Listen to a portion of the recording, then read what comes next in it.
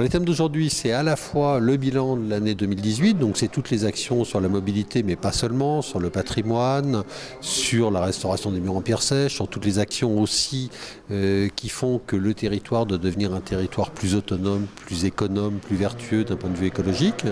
Et puis c'est l'annonce des actions 2019 qui sont en grande partie la continuité de 2018, mais qui sont aussi parfois des nouvelles actions comme celle des navettes maritimes. Les conférences des maires, c'est un vrai lieu de démocratie participative, c'est à la mode, mais c'est un vrai lieu de démocratie parce que c'est finalement la seule instance où l'ensemble des maires de Balagne, des deux communautés de communes, peuvent s'en rencontrer pour échanger sur les projets en commun, à la fois pour nous rendre compte de l'action du PETR, mais surtout permettre à tout le monde de se rencontrer et de débattre. Quels sont maintenant les projets à venir ?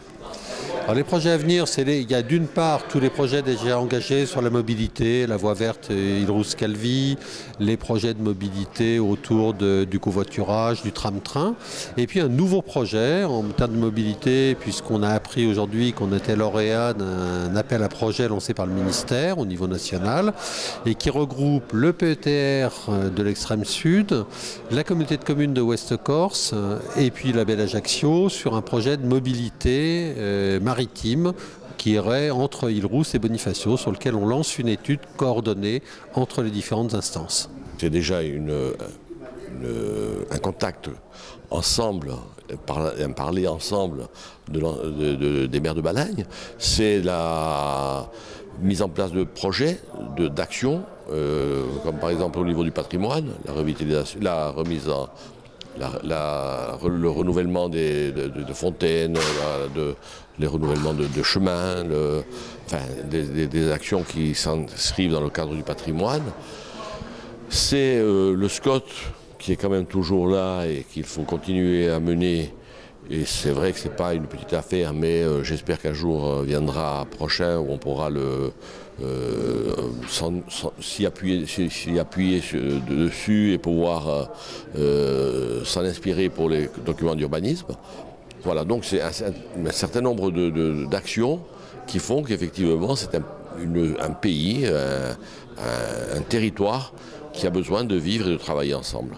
Et alors, en tant que président des maires de Haute-Corse, est-ce qu'il y a une complémentarité justement entre ces conférences des maires de Balagne et après ce retour finalement au niveau de la Haute-Corse ? Mais je pense qu'il y a une complémentarité. Effectivement, il est difficile pour moi de faire passer les résultats de la Balagne, je dirais, au niveau des élus du département.